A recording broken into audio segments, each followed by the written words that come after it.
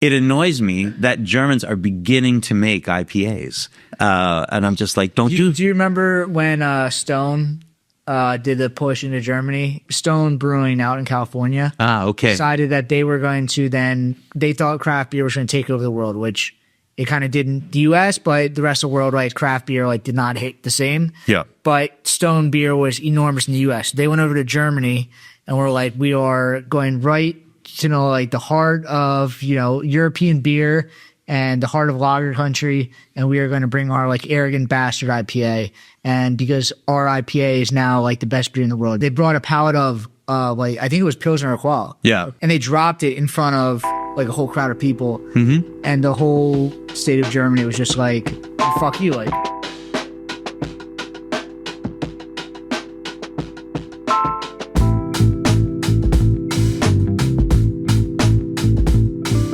Welcome back to Brew That Podcast. I'm your host, Richie Tevlin, joined as always by Evan Blum. Hello. So tonight we have on Mark McGuigan, president of the German Society of Pennsylvania. Hello.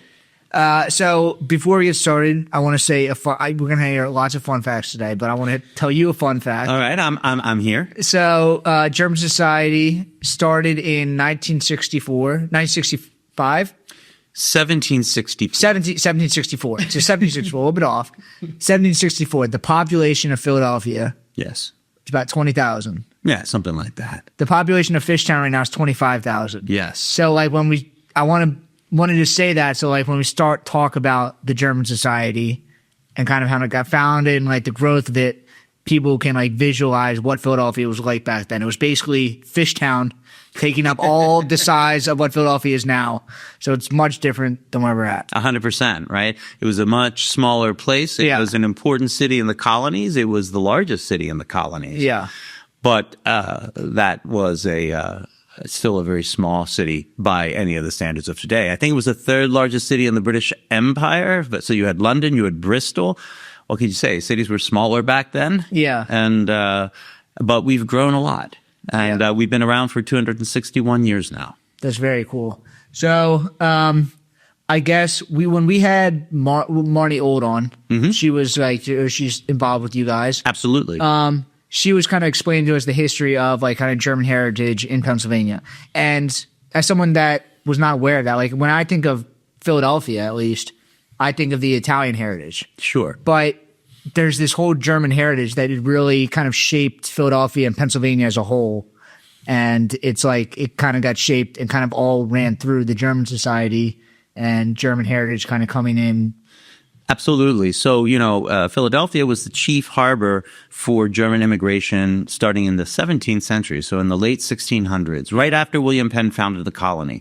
One of the first things William Penn did, he was many things. He was a visionary. He was a Quaker, very religious man. He believed in freedom and tolerance, but he was also a very large landowner because he owned the entire Commonwealth of Pennsylvania, at least according to the British. Yeah. Maybe some of the local inhabitants would have disputed that claim. Yeah. And he was very interested in selling land. And, Quakerism at the time was banned in Britain. And he was the son of a very prominent admiral, so somebody who knew the king personally. And so William Penn Jr. also knew the king personally. And when he was a boy, the father wanted to get him away from those terrible Quakers. So what he did is send him to Germany. And so off he went. And in Germany, he traveled a lot in the Rhineland area, and he met a lot of other radical Protestants in that place. And so when he became the owner of Pennsylvania and wanted to sell land, one of the first things he thought about were those people that he had met. And so he began a concerted campaign to advertise for German settlers to come. And at the time, the Rhineland was a heavily disputed area. There were wars between the French under King Louis XIV. Several German cities in the Rhineland were burned to the ground. And there were a lot of Protestant groups that were not Lutheran, but also not Catholic, and so they didn't fit into any of the condoned religions. And this wasn't Germany, right? What country was this even at this point? Well, Germany as a country didn't exist. It was the Holy Roman Empire, and it was divided into a lot of different principalities. So there was a lot of difficulty, and so many of these religious leaders wanted out. Yeah. And so William Penn's offer seemed really good. The problem was getting here. And getting here cost money. And so what what happened is what they would do is they would sell their services as indentured servants. And indentured servitude, you have to really be careful how you talk about it. It is not the equivalent of slavery, but there were certain slavery-like aspects to it. You came over, you sold yourself under contract for a particular amount of time, and oftentimes that amount of time could be very long. It could be 10, 15, 20 years. It could also be shorter. And your children were not bound, although your children, if they came with you, were also required to basically pay with a certain amount of time. So this was a trafficking that was also oftentimes abused. And so some of the Germans here in the city of Philadelphia said, let's organize ourselves and let's do something about this. At a minimum, let's provide aid to the people that are coming over on the ships. Oftentimes, if you were sick, you couldn't sell your own contract. You would be kept on the ship after a month or more at sea, sick, and then your contracts would be sold in an auction. And so German society members would go to the ships. They would send doctors. They would hire lawyers where there were cases of abuse. And of course, they would raise money and give money to Germans in need as they arrived. And this is the reason we are the oldest German organization in North America. Apparently, there's an organization in Charleston, South Carolina, that was founded a few months later, but we win.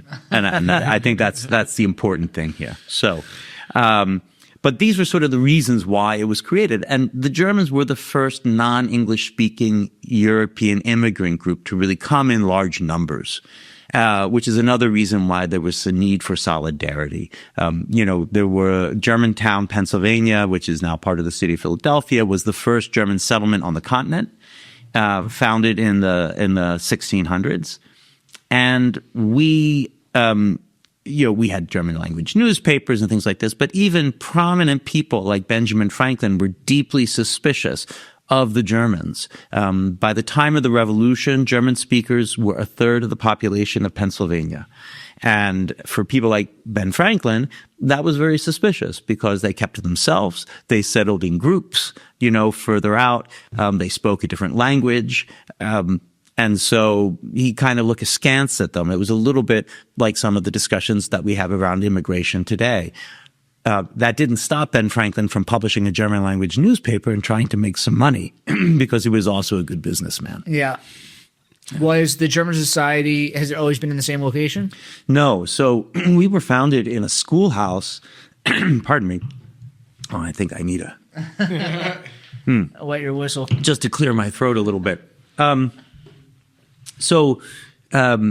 The section of Center City north of Market Street, and just below here, where we are in Northern Liberties, was basically the German quarter. That's where there was a heavy German population. Many German churches were founded, and Old Zion, the descendant of which still exists on Broad Street, at the time was at 4th and Cherry Street.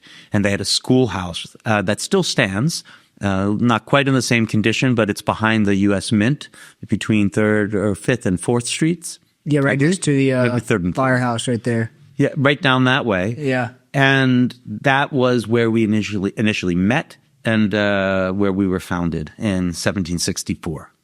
Cool. And then at the time of the Revolution, there was a plan for us to have our own building. And this is actually kind of a cool story that I just learned from our librarian. So there's very few records during the American Revolution. Many of our members were connected to it in some way. One of them, a later president, Peter Muhlenberg, was a general in the Revolution, and his brother Friedrich became the not only president of the society, but he was the first Speaker of the House of Representatives under the Constitution. Wow.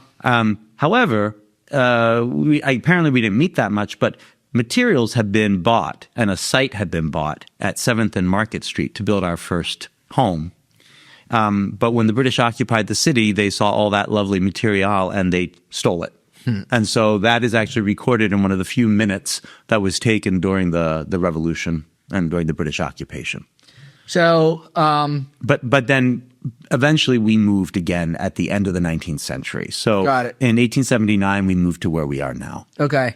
So, I know that they were helping these German immigrants come in, kind of help them get off the boats and then get settled and kind of holding their hand. I know that you guys have a giant German library. Yes. There, and the library is a big part of what it is because back in the day, libraries didn't exist. Social media the internet obviously didn't exist. So like to get information, you needed to have books, but libraries didn't exist. And the fact that you guys had a German library was like probably very important, that had access to like, you could access these books to get knowledge to then establish yourself. So the library really were founded in 1764, but the library starts in 1817. Okay. And it's absolutely true that, we didn't have like the public library systems that we do now. Yeah. But libraries had begun to be founded at the end of the 18th century. So this really fit in with that trend. Okay. And it was really a lending library primarily. So you get a lot of, we have holdings going back that far. We have some things in our collection that are even older. But it continued to grow, and it was really an asset to our members. And as you said, you just didn't have access to stuff from the old country. So if you wanted to read stuff in German, you came to the German Society, and we would have books and we would have publications of various kinds. But it grew, and eventually it became an archive as well. By the middle of the 19th century, we were collecting material on German-American history. And this was the result of changes within the organization, changes in the patterns of immigration, and ultimately was the cause of our relocation from our original building to the one that we have now. Because you needed more space for the books? Exactly. The library had simply grown too large. Cool. I could talk for a lot about the library. I don't want to go down a rabbit hole, but so you can stop me at any time. But I like to say, I don't know if the librarian likes it when I say this, but we have a number of specialties within it. It is a historic collection. It's about 60,000 books now. Wow. We've really only held on to the German language one. It used to be both German and English. And what you see today when you go in the building is really what it looked like more or less at the end of the 19th and the beginning of the 20th centuries. And there we have some classics. We have some very important books, some very old books. But we also have what I like to say a very coherent collection of German trash literature of the late 18th and late 19th and the early 20th century, because it was a lending library. People wanted the romances. They wanted all this stuff that, frankly, you can't find so easily anymore. Yeah. Because regular libraries in Germany, that's all go a long time ago, and universities don't collect that. So that's only one area that we have a specialty in, but I always find it amusing. Yeah, that's cool. It's interesting. What was membership like back then? Was it like basically like every German that came through Philadelphia was part of? No, absolutely not. Quite the opposite. So the German Society was essentially a welfare organization that by the mid-19th century developed a cultural mission to go along with it. And therefore it viewed itself, I would say its members viewed themselves as elites.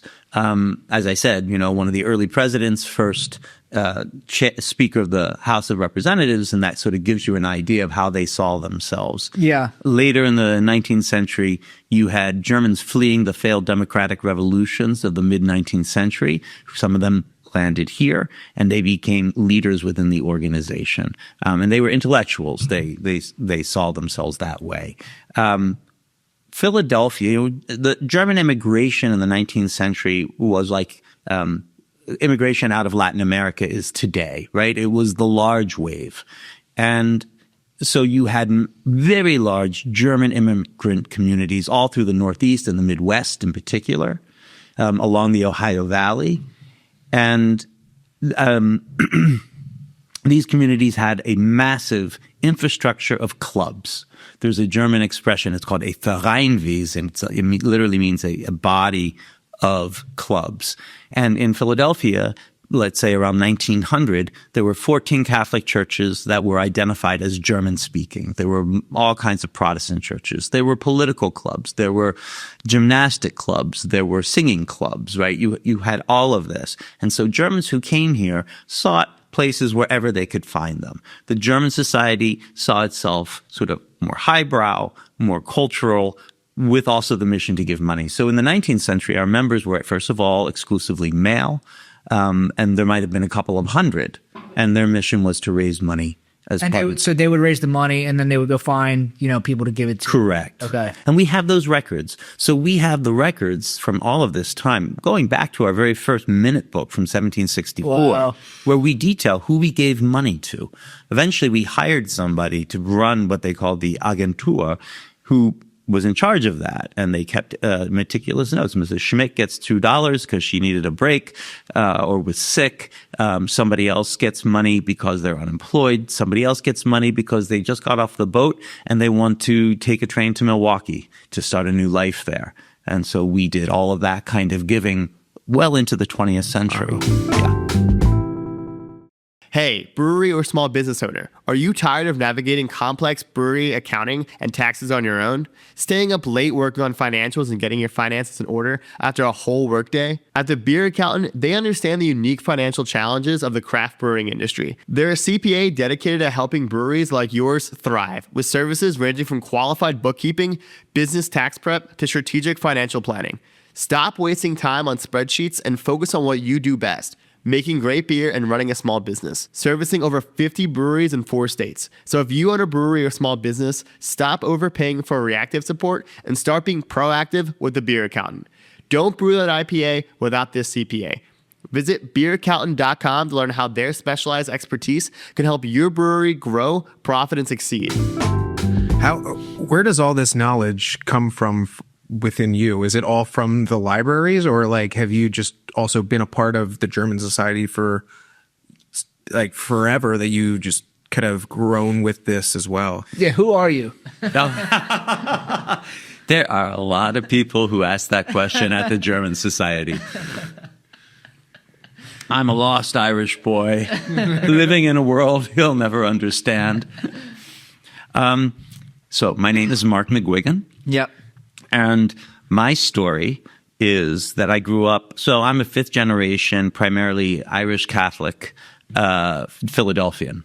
I grew up in the suburbs, and I'm exactly 1/16th German heritage. I have a great-great-grandfather who deserted the Prussian army in 1850 and fled to Baltimore, where he married a nice Irish woman. She might not have been nice. We don't know. And started a life. And in any case, but beyond that, he was from Berlin. I know that much about him.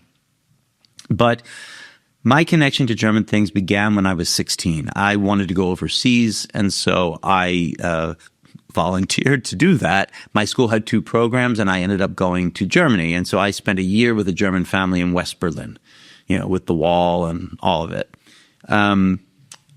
And it was a very shaping experience. And during that year, I learned the language, became fluent, studied at Penn State as a minor. And then from then on had contacts with Germans. And then about 20-ish years ago, my career, I'm a nonprofit person by trade, and I worked in land conservation and urban planning policy. But I had my first connection to the German Society. I was briefly their executive director. And that began a career in German things. I mean, people ask me what I do for a living. I say I do Germans, right? So for example, I was for about 8.5 years, I was the American program officer for a German voluntary service that brings young gap year students over from Germany to work with Holocaust survivors, the Jewish community, people who are discriminated against, the elderly, people with intellectual disabilities, the homeless, etc. And I did that until 2019. And so I've been a board member of the German Society since 2016. And at some point, somebody looked at me and said, and I said, okay. You're president material. Exactly. So what has the German Society come to? Like you said, kind of what it did in the early 20th century, but kind of what happened throughout the 20th century, and then kind of where is it now? Well, the German Society changes with every generation to some degree. Mm-hmm. Yeah. I think that the overall experience, I think in the beginning a little less so, but today the experience is that the children or the grandchildren of a particular leadership or a group of members, they often don't become the next group of members, right? I mean, they integrate into American life, or they're already integrated into American life. Sometimes they're German Americans. And so it's usually the next wave of people who come over. And that has also changed because beginning in 1920, we changed our immigration laws and mass immigration from Germany ended. There was a small bump after the Second World War, Germans trying to get out of Germany in ruins. And many of them were from territories that are now part of Poland or the Czech Republic. So, and many of them came here. And of our current leaders, some of them came here as children. I think in the 20th century, we had a very bad period in the 1930s, to be really frank, one in which many people who were pretty strongly identified with fascism were prominent in the organization.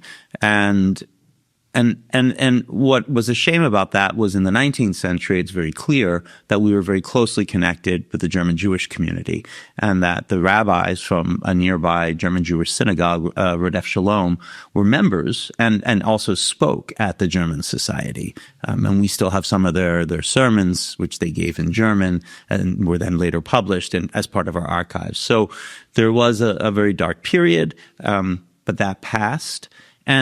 But after the war, the society was a bit down on its luck and began a process with, again, a new generation coming, as I said, from the Eastern territories, a lot of them, and were dispossessed inside of Germany and made their way to the U.S. Each generation reinvents it. And so that generation, of course, was looking, as they often do, for a connection to things that reminded them of home. Mm-hmm. And so they created festivals and things that were relevant for them. And classical concerts, speeches and talks. They loved the library, and they began a process in the last years of raising the money to really restore the building and to create a stable financial foundation for the organization, which they really have done. It's very amazing.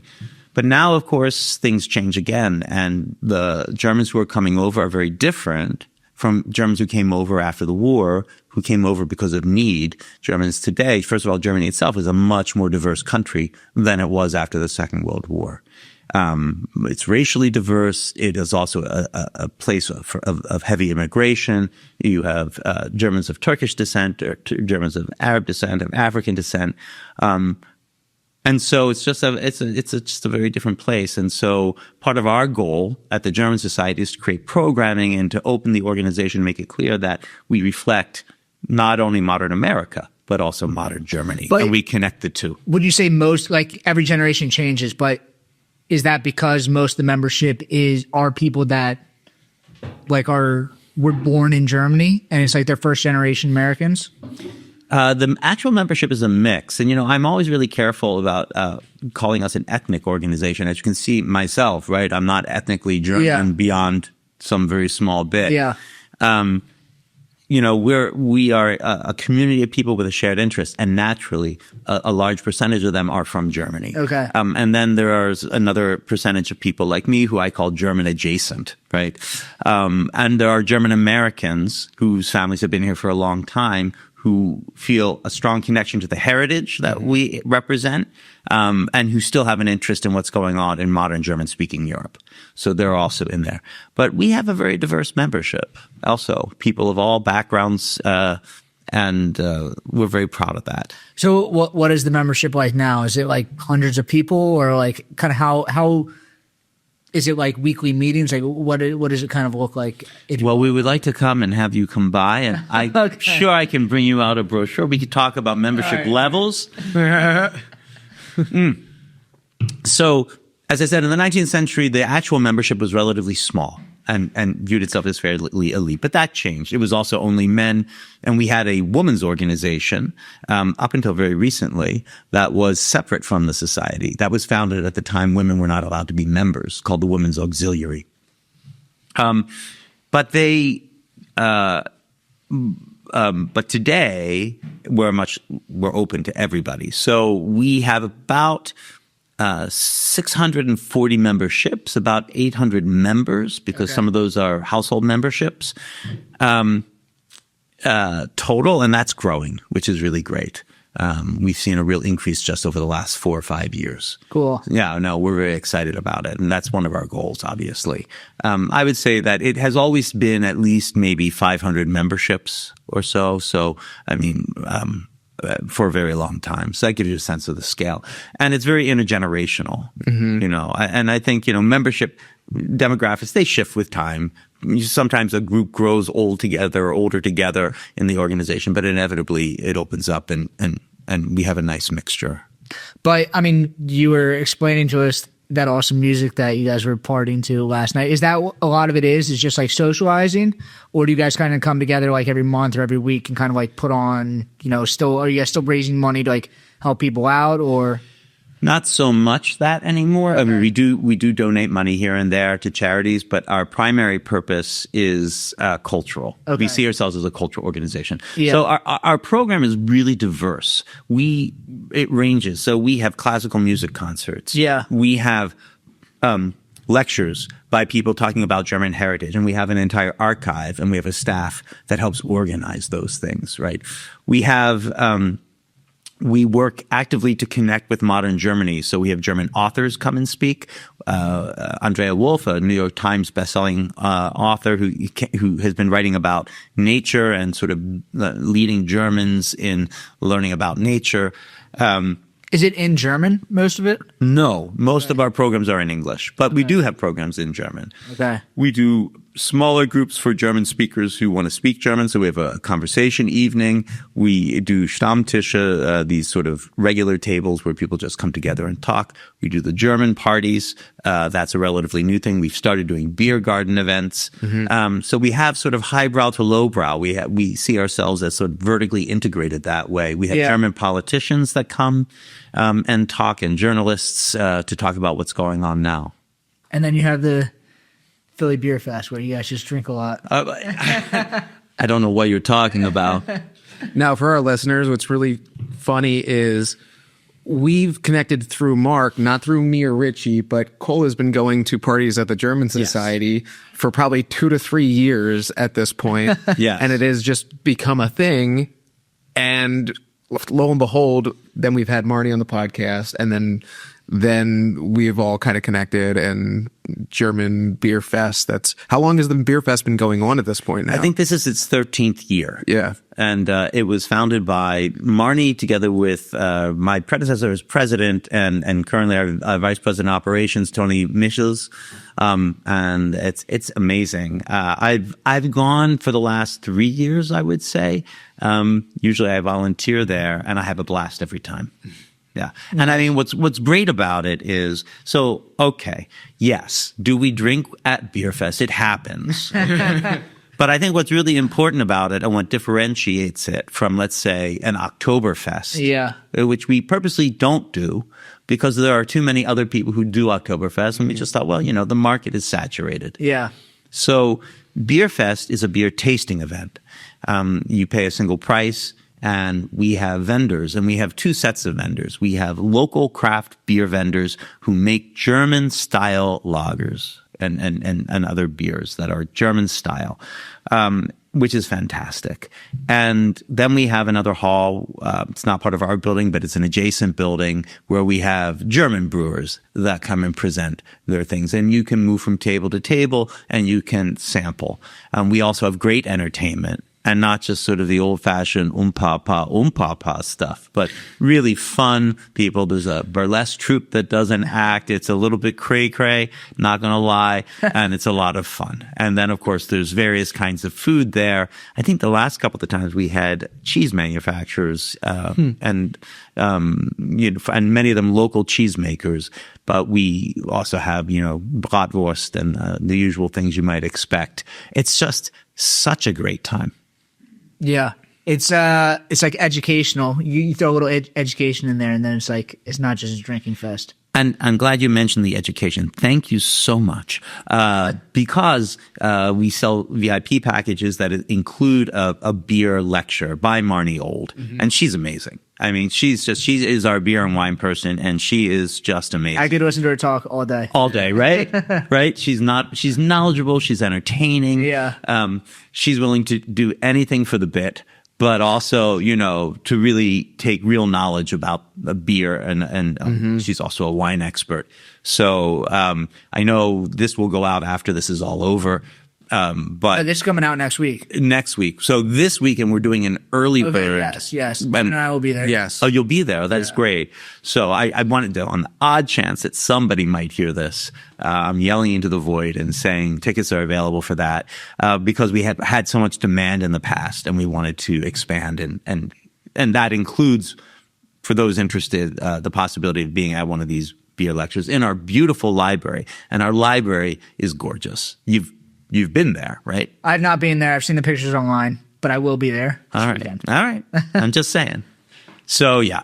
It's very exciting. It's a great thing. We get 1,000 people. It's well attended. Yeah. I will say my sister, who is completely not connected to my Germanity. Yeah. I'll never forget one day she said, are you the head of the organization doing this Bierfest thing? And then her husband, and their friends all got tickets. And now she comes every year. She tells me, I see the tickets are out. And she's there. She has such a good time. Yeah. So how often are you able to get back to Germany? I mean, you went there in the 80s. Did that just become a regular thing after that, or you're going? It took a while, for reasons that I don't know. I can't really explain in retrospect, because if I had really pushed myself, I wanted to go back. It wasn't a question. I didn't. I went back in 1990, right after the fall of the wall. Yeah. And I went back, and then there was another break. Starting in 2000, I began to go back more regularly, and I would say since 2012, when I worked for this German organization, I was back twice a year for up to almost 2 months out of the year I was there. Well, I also had German vacation. So once I was there, I'd spend a week or a week and a half or 2 weeks with my colleagues, and then I would travel around Germany and see people. And then ever since I left, I go back once a year. So for 4 weeks. Cool. So we did a little pre-podcast before this podcast out there talking about Carnival.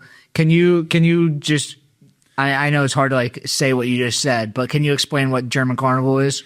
All right. So everybody who listens to this has heard of Mardi Gras, and they have some idea of what goes on in New Orleans. Yeah. And so German Carnival it's the same tradition, right? Same idea. It's in Germany. And so the Rhineland is an area that is very famous for its carnival tradition.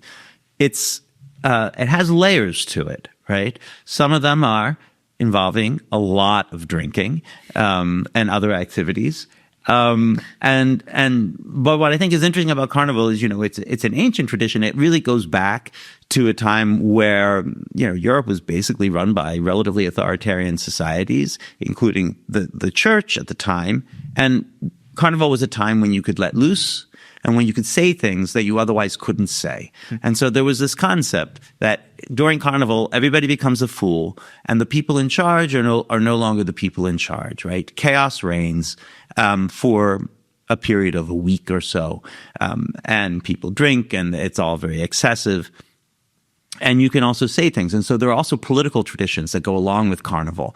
There are Carnival clubs. It's very much like, our mummers here in Philadelphia. And the mummers come from the same tradition. You have clubs, they meet, they have these things called sessions, Sitzungen, where people give speeches that are meant to be funny or ironic, satirical, and oftentimes very politically critical, right? And that would happen at a time when you couldn't say those things usually, but you could get away with it during Carnival. Beyond that, there's also a lot of drinking. And, Cologne is one of the main centers for Carnival. They call it different things in Germany. They call it Carnival. They call it Fasching. They call it Fastnacht, which is fasting night, right? So it's a reference to the fact that at Lent, the whole thing ends on Ash Wednesday. But Cologne is so proud of its Carnival tradition. Everybody is a Jeck, which means fool. And so the Yekin are in charge on the Thursday before Ash Wednesday. Women rush into City Hall and chop off the ties of everybody there to indicate that the government has been overthrown and chaos is about to reign. Now that women are oftentimes at the highest levels of government, they just wear ties. There's a whole band scene in Cologne that not only plays traditional music but also creates new music every year, and so it's just incredible. And they drink their local beer Kölsch now, and they say things like Kölle Alaf, which is Kölle is like saying Philly, right, for Philadelphia, for Köln, for Cologne. Mm-hmm. Nearby is Düsseldorf, their big rival. Düsseldorf. In Düsseldorf, beer, right? They don't say Alaf in Düsseldorf. They say Halal, and that's obviously wrong. And they don't drink Kölsch. They drink Alt, and so also incorrect. And this is how it goes. Carnival is just ended today, and oh wow, it's an amazing thing. I know people from Cologne who hate it, and they get on the nearest plane and they get the heck out of town. Really? When Carnival is coming. But I know other people who are dedicated members of Carnival clubs, and so we have a Carnivals party every year at the German Society. It's basically a dance party. People get dressed up in costumes. That's what the party was last night? Exactly. Cool. And we have, and I've thrown, before I was with the German Society, I threw these really large Carnival parties. We had a great time. Yeah. Are you a party organizer? Is this is something that I'm just going to go out and say, yeah, probably. I don't know what you might say that, but I couldn't possibly comment. We have a good time. Nice. So what is the kind of like the age group? Like you said, Cole is going to these parties, but is somebody like, if you were listening to this, like, is it welcome for just like people to kind of show up at these parties? Oh, totally. Okay. Totally. We try to do a mix of American and German music. We do like modern American and modern German pop music so that it's danceable. I would say that the age, I would call it very intergenerational. You get people who are in their 40s, 50s, and 60s. You get people who are in their 30s and 20s. I would say probably trends more towards 40s and 50s, but there's definitely usually a strong contingent of younger folks. We have a group of volunteers who help us. We call them the Nicks because originally they were all named Nick. It's just one of those things. And now we just call everybody under the age of 30 who becomes our volunteer, we just call them Nick. That way we know what their name is. And they're always there as well, helping to make the party fun. Nice. Yeah. So what are the typical beers you serve during the parties? All right, like we're drinking some nice Pilsner Urquell right now. Exactly. So I read the instructions. I saw I was instructed. Not everybody does. So thank you. Something about a 6-pack of your favorite. So, I mean, I tend to try and keep it fairly simple. We tend to just do German beer, and it varies from party to party. But I would say Urquell is often on the agenda. And one of the things that I like about it is in Germany itself, it's one of the leading brands, right? It's also the original Pilsner, its own history. It is from what is now the Czech Republic. But it was formulated by a Bavarian brewmaster that the city of Pilsen hired to do that when they decided that they wanted to create their own brewery back in the early 19th century. And so to me, it's beautiful because it is, and it was named in German even at that time. So I always like that because it speaks to sort of modern intercultural Europe, but at the same time with a strong German. It's also just an awesome beer. Yeah. And it's an awesome beer. And it's delicious. You can't go wrong. At the Cologne, at the Carnivals party, we serve Kölsch, right? So, which is the local ale. They had the flip tops, right? We try and serve it in bottles. Okay. But we also had, at this party, we had, DAP, right? Yeah. Which is an inexpensive, easy drinking beer that people also like. So we try and have some of that on hand. We usually have some Hofbräuhaus beers. We have a Regional. We Weinstefaner sometimes. We usually have Franziskaner as a wheat beer option. I usually like to have at least one Helles, one Pilsner, and one wheat beer available to folks. What are most people bringing to the beer fest? Is it mostly just pilsners at this point? No, it's really mix it up. it's a real mix, because I think that a lot of these craft brewers are dedicated to the idea of doing lager in some form. It's cool. The lagers are kind of coming back for craft breweries, so it's like a great opportunity for them to kind of show off and compare their stuff to what's actually coming from Germany. What's really for me, I am a lager drinker, and and I think I really began drinking beer. Like my first beer ever was in Germany when I was 16 at a monastery called Kloster Andex. And so Andex beer, which you can now get here, is, I mean, they say it's the best beer in Germany, but it's amazing. It's made by monks. So how bad can it be? Yeah. And I remember the first time I went, I was supposed to actually drink a soda, and my guest brother was supposed to drink the beer, and they realized he was going to be driving home. And so they switched them, and there was a big mass. And I was like, ugh, but I did my duty. And I stumbled down the mountain afterwards, like a good 16-year-old. An Andex, that's great beer. That is it. Really. I don't know if I've ever had that before. No? Oh, go to Brauhaus Schmitz, of course. Yep. They often have it on tap. They usually have something from Andex, and they often have the Helles, which I just think is really great. What was your question? I feel I got off track. Wait, what beers are people bringing to the beer fest? Oh, right. So I resent the overemphasis in the American craft beer market on IPAs. I don't get IPAs. I've never gotten IPAs. They make me angry. It annoys me that Germans are beginning to make IPAs. And I'm just like, do you remember when Stone did the push into Germany like 15, 20 years ago? So Stone Brewing out in California decided that they were going to they thought craft beer was going to take over the world, which it kind of did in the U.S., but the rest of the world, right, craft beer did not hit the same. Yeah. But Stone beer was enormous in the U.S. They went over to Germany and were like, we are going right to the heart of European beer and the heart of lager country, and we are going to bring our arrogant bastard IPA. And because our IPA is now the best beer in the world, and they brought a pallet of their beer as a publicity stunt and dropped it. And they brought a pallet of I think it was Pilsner Urquell. Yeah. I'm not pronouncing that right. And they dropped it in front of a whole crowd of people. Mm-hmm. And the whole state of Germany was just we're not they were offended, but fuck you. But I'm turned on by this. And it was just a total flop of a PR stunt. Yeah. And it just never really took off.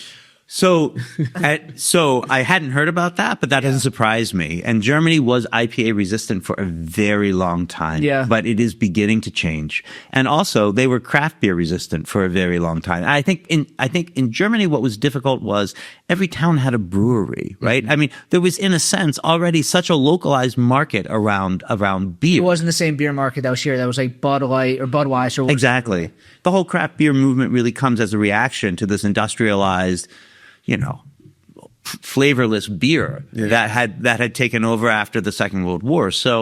But craft beer is now also a thing, and every time I go back, I see more and more and more of it. It's really becoming an item. So Germany likes to be 20 years behind the United States in a lot of these things, and I think it's how it is. But yeah, German IPA, it's there. You can get it now. So what beers are people bringing to the beer fest? Is it dark? Are people bringing dark lagers? You will find the range. You will find the range of lagers. You'll see dark beers. You'll see stouts. You'll see pilsners and helleses and wheat beers and all of the above. But the idea is that you have to bring a German style beer. Exactly. Okay. Exactly. So, and I don't want to. I don't know how that's enforced, so I don't know around the edges what might be sneaking in that maybe wouldn't be technically that. But I think you're going to find that's what you're going to find. Yeah, everyone's making lagers now, so if you're going to the German beer fest, yes, Philly Bierfest, just bring your lager. Exactly. Well, yeah, exactly. But I remember, Carol Stout came a couple of years ago. Yeah. And we honored her. Cool. And what I loved, I mean, first of all, she's just a cool lady. She was so great. I said, "Can I have a picture with you?" And she said, "Yes." And and then her arm goes around me, pulls me in tight, right? I mean, just super friendly, super lovely. And I said to her what I'll say to you now, which is her Stout's Gold was such a beautiful Helles style beer. I mean, very often you see craft beers that say they have a German style beer. And when I taste it, I was like, well, I mean, it's fine. There's nothing wrong with it. It's beer and it's okay. But I'm like, is it though? Is it really a Kolsch, right? Is it really a Helles? And it so hit it so perfectly. Victory actually had, and I've only seen it at their brew pub or their pub on the Benjamin Franklin Parkway. They have one called. Now I'm going to what year? Braumeister. This is just the last couple of years. Yeah, Braumeister. It's their Pilsner, and so that's so Bill and Ron. Yeah, they go and they choose the hops like from Germany. Yeah, and it's like their specific hop plot then gets. I talked to Bill once, and I said, I know that you guys have a history in German brewing. This is like where sort of your inspiration came from. Yeah. But of course, they also produce a lot of IPAs. Well, they went to German brewing school. That's where they learned to brew. They went to school in Germany. Exactly. But it was rare that I would see a lager that was, to me, a really German style lager. And then I had that and I thought, wow, they just hit it out of the ballpark. It's really great. When you go on like the internet forums, like Brews in PA, or like kind of like the blog posts of, people, craft beer fans in Pennsylvania. Yeah. It always comes back like, which brewers should bring what beer back. And everybody always asks for that beer to get mass produced. And it's like they only make it for the tap rooms. But it's like... Yeah, no, I would buy that. I used to, the Stout's Gold was the beer I used to have in my house just in case guests came, because, I mean, it was easy drinking, but it still had this body and this flavor that reminded me of a true German beer. Literally the podcast before this, when we had McGillen's old house beer was Stout's beer. Okay. So we talked about Carol Stout for like 5 minutes during that episode as well. Oh, that's fantastic. Well, if she listens to your podcast, Carol, you're fantastic. We miss you. I think she had somebody up in Fishtown making her recipes. Yeah, Evil Genius now owns the brand to it. Yeah. That's it. Yeah. Yeah. So do you guys honor somebody every year? Is that a thing, or it was just for Carol a couple years ago? No, I think they do, but I'll be honest, I don't know who we're honoring this year. Okay. Mm-hmm. Yeah. We have to go to find out. I know, right? Cool. So how much planning are you kind of in charge of that, or is that like Marnie and other people run it and then you kind of just oversee? I am so happy to say I am not in charge of that. Okay. No. So as I said, fun to go to, not fun to run. Absolutely. I show up and like, tell me what you need, right? I'll take out the garbage. I'll pop up on stage for 10 seconds and welcome everybody. And that's what I do. I do what Marnie tells me. No. So, which is always a smart move. Tony Michels, as I said, who is our current VP of operations and was the president prior to me, was the founder along with Marnie, and they do it. It's really their baby, and cool. I do my best to stay out of the way and just be supportive and show up. Nice. Yeah. And is that raising money for you guys? Is that kind of why you guys are on? Yeah, we do it. We make money, right? But I would say most of the things that we do really for cultural reasons. And obviously we can't lose money. Mm-hmm. And we're always happy to make money. And we do on Bierfest. I think there's a lot of Human Robot donates all the money and they do a great job. There's a lot of breweries that go out and they try to do Bierfest without making money. And that's never a smart move. No. Like they go a couple of years and they kind of stop. Kennett Brewfest was set up to make money for the Kennett Collective, which is helps out with Kennett Square. And the fact that you guys are doing it and it's like an actual way that you guys are raising money means, it's one of the best beer fests in the city, and it's able to stay like that because you guys are doing it. And we're not making massive amounts of money, by the way. But you guys set it up. It's sustainable. Absolutely. Yeah. Absolutely. It is a lot of work. I'm sure. And I'm sure it's more work than the money that you're actually getting, but it is probably so much fun that, it kind of pulls people in and drives attention to what you guys are doing. And I think, you have to, so when we talk about German culture, right, as I said, you have to go from high to low and the spectrum in between. Beer is part of German food culture, and there's just no escaping that. So to ignore beer is a mistake. You don't want an event that is just about consuming beer. You want the connection to German culture. And so that's very important to us. It's also a very fun part of German culture. Yeah. So that works out for everybody. Do you guys do a lot of food stuff? Do you guys have your own kitchen there? We have kitchen facilities, but we don't at this point do regular food stuff, but we do a little bit. We have a Christmas market. It's just a one-day event, and there we serve food. We do other things where we serve food, but I would say that right now we don't do any large-scale food events. I know, but that could change. But you can rent your space out, right? Absolutely. Cool. Yeah. I guess again, wanna for plug that? all you people out there looking to get married anytime soon, German Society, Pennsylvania, amazing late 19th century building. It is beautiful. And your prices are crazy, like low. Crazy low. And Crazy high. You're reminding me there was a guy on South Street. What was he? Crazy Eddie. I can't remember who he was, but he would say obscene things about, you're crazy if you don't come. No, we have reasonable prices. Efficient prices. For such a beautiful building. Yeah. Cool. So what other, besides the Beer Fest, are there other large events that you guys throw throughout the year? I mean, Bierfest is by far the largest event that we do. Yeah. Our Christmas market event is a few hundred people. And I would say a lot of our events, we do now a Eurovision. Do you guys know Eurovision at all? Yeah. Oh yeah. I mean, awesome. We do a Eurovision, watch party followed by a dance party. So we'll be doing that in May. And, there we get like 150 folks that come out for that and have a great time. Eurovision is one of those things that is like so popular in Europe, and it has not really caught on at all in the U.S. And I know what it is, but it's like, I feel like once the U.S. tries to get involved with it, it's going to be very fun because everyone in Europe seems to be obsessed with it. It's the thing is, Eurovision is at some level completely absurd, which is really the joy of it, right? Yeah. And so like you go into it and you just, it's wacky, it's fun. People sing. Sometimes the music is good. Sometimes it's just terrible. Sometimes, and then there's the voting, which is ridiculous, and lovely. And, anyway, I have such a great time. I mean, we've done it now 2 years. We're doing it again this year. It's a really great event.